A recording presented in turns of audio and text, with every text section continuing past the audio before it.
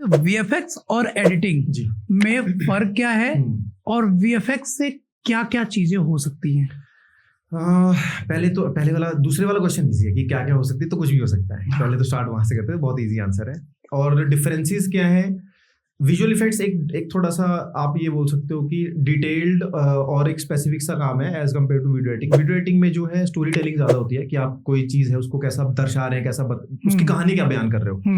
तो जैसे अब हम भी बात कर रहे हैं, अब मैं कुछ बोलूंगा, उसके बाद क्या पता किसी और का विजुअल लगा के एडिट लगा के मैं कुछ बात कर रहा हूँ, सामने कुछ और लगा दें और सामने मेरी बात का मायना बदल सकता है। तो ये एडिटिंग, इसमें स्टोरी टेलिंग है, कहानी कहने का तरीका। विजुअल इफेक्ट ज्यादा है कि इफेक्ट्स उसके अंदर आप क्या ऐड कर रहे हो। जैसे कि मान लीजिए आपको माइक चेंज करना है, या फिर आपको कुछ सोफा चेंज करना है, कुछ भी ऐसी चीज करनी है, या यहाँ पर सडनली हम पॉडकास्ट कर रहे हो, कोई डायनासोर आ जाए बाहर से, ऐसा कुछ है, तो वो विजुअल इफेक्ट्स के अंदर आता है, वो मोर इनटू इफेक्ट्स चलेगा। एडिटिंग स्टोरी टेलिंग का ज्यादा पार्ट है। तो अगर कोई भी एडिटिंग करना चाहता है तो अब वो स्टोरी टेलर बनेगा, वो एडिट करेगा वीडियोस को, स्टोरीज कहेगा। जो वीएफएक्स करना चाहता है वो उसके अंदर ब्लास्ट लगाएगा, कुछ क्रिएटिव करेगा, चीजें रिमूव करेगा, ऐड करेगा, वो चीजें वो करेगा। जैसे रोहित शेट्टी का जो विजुअल इफेक्ट्स है that is more special effects plus visual effects. तो उसमें एक टर्म आती है एसएफएक्स। साउंड इफेक्ट्स को भी एसएफएक्स बोलते हैं और स्पेशल इफेक्ट्स को भी एसएफएक्स ही बोलते हैं। तो एसएफएक्स का मतलब वहां पर हो गया कि स्पेशल इफेक्ट जो ऑन सेट किया गया, जैसे वो गाड़ी ऑन सेट ही उड़ाएगा। अब वीएफएक्स में क्या होगा, वायर्स रिमूव होंगी, अगर गाड़ी का ब्लास्ट हुआ तो उसमें ब्लास्ट और ऐड होगा ताकि और अच्छा लगे, थोड़ी और डिब्री टुकड़े ऐड होंगे। तो वो एक रोहित शेट्टी का प्लस पॉइंट बन जाएगा कि उसके बाद वो और जो चीजें करेगा वो वीएफएक्स होगा, ऑन सेट जो वो करते हैं दैट इज एसएफएक्स। अगर वीएफएक्स में नाम लेना चाहो तो एसएस राजमौली का नाम आप लें, बड़े डायरेक्टर का अगर नाम लेना, जो जिन्होंने अभी बाहुबली बनाई है, आरआरआर बनाई है, like he is one of the most मतलब लेजेंड्स में अगर आप गिनोगे किसी को जो इंडियन डायरेक्टर्स हैं, तो एसएस राजमौली। सो आरआरआर मूवी तो सभी लोगों ने देखा, बहुत एंजॉय किया, बहुत मतलब बहुत नाम कमाई ये मूवी ने। आरआरआर में वीएफएक्स का कितना रोल रहा और कौन सा जबरदस्त रोल आपको लगा?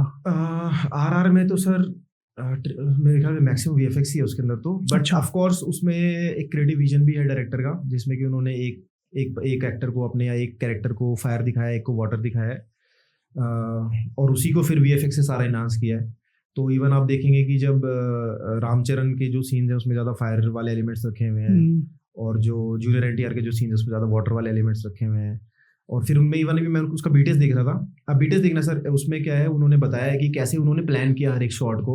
जैसे आपको मैं कुछ शॉट्स बताता हूँ। एक क्राउड का सीन है जिसके अंदर की रामचरण जो है वो जंप करते हैं क्राउड में और मार के किसी को पकड़ के लाते हैं एक बंदे को। तो उसमें पूरा क्राउड एक्सटेंशन, इतने लोगों को वहां पर एक साथ एक्ट करवाना मुश्किल होता है, तो आप एक ना कंट्रोल्ड ग्रुप ऑफ पीपल के साथ एक्ट करते हो, फिर बाकी एक्सटेंड करते हो। ऐसे टाइगर बनाया हुआ है उसके अंदर, तो वो I think one of the most difficult काम है कि एक आप ना किसी जानवर को बनाओ या किसी लिविंग थिंग को आप करो, उसकी एनिमेशन, उसका फर का काम, मसल्स का काम इतना इंट्रिकेट हो जाता है। तो आई थिंक वो मुझे बहुत अच्छा लगा। टाइगर वाला स्पेशली मैं बोलूंगा कि वो वन ऑफ द बेस्ट काम था ना इंडियन फिल्म इंडस्ट्री में जो किसी ने किया होगा। तो फॉरेन के बाद, जैसे मेरे ख्याल में फॉरेन में कौन सी मूवी थी वो जिसमें इरफान खान भी थे, जो जिसमें समंदर में लाइफ ऑफ पाई थी शायद, लाइफ ऑफ पाई में टाइगर था, और उसके बाद जो अगर किसी ने किया तो आई थिंक ये सबसे बेस्ट काम था। क्या बात है, तो वो बहुत अच्छा था। सो जैसे आरआरआर में एक सीन दिखाया जाता है कि ब्रिज के ऊपर से वो बच्चे को बचाता है। हाँ जी। सो वो भी वीएफएक्स के थ्रू हुआ है या एडिटिंग के थ्रू? नहीं, उसमें मिनिएचर्स भी उन्होंने यूज किया है, वीएफएक्स भी यूज किया। मिनिएचर्स में क्या होता है, आप एक छोटा सेटअप बनाते हो, जो कि अब जैसे उन्होंने जो ट्रेन ट्रैक और वो बनाना होता है, तो उसमें वो क्या करते हैं, वो ना एक छोटा सेट बनाते हैं उसी का जो बड़ा हुआ है, तो उसका आप मान लीजिए कि 1/16 उसका कर दिया कि 16 गुना उसको छोटा करके शूट किया। अच्छा। उसकी भी एक स्पेसिफिक कैलकुलेशन रहती है कि आप उससे ज्यादा छोटा ना करें, नहीं तो फिर जो जैसे लेंस है उसका फोकल लेंथ है कि वो कितने पास से कैप्चर करेगा। तो अगर ज्यादा छोटी चीज हम बनाएंगे, अगर आप देखेंगे छोटी गाड़ी को जब शूट करते हैं, उसकी फोटो खींचेंगे तो बहुत आसपास उसके बहुत ब्लर हो जाएगा, बिकॉज वो छोटा ऑब्जेक्ट है, तो उसका भी एक साइज रखना पड़ता है। तो वो पूरा वीएफएक्स से ही किया है, जिसमें कि मैक्सिमम उन्होंने कुछ शूट भी किया रियल। जूनियर एनटीआर और एक्टर्स का मैं बीटीएस में देख रहा था कि उनको लटकाया, पता नहीं कितने 10-12 दिन तक उनको झुलाया उन्होंने रस्सियों में। हाँ सर, आप देखना, मजा आएगा आपको।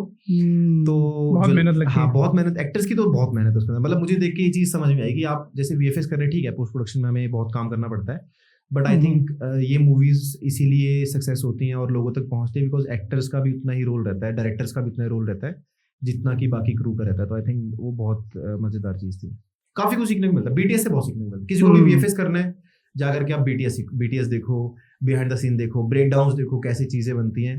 आपको एक टेक्निक्स और क्लैरिटी मिल जाएगी कि आप कैसे चीजें कर सकते हो, फिर बाकी सॉफ्टवेयर सीखोगे तो आ जाएगा।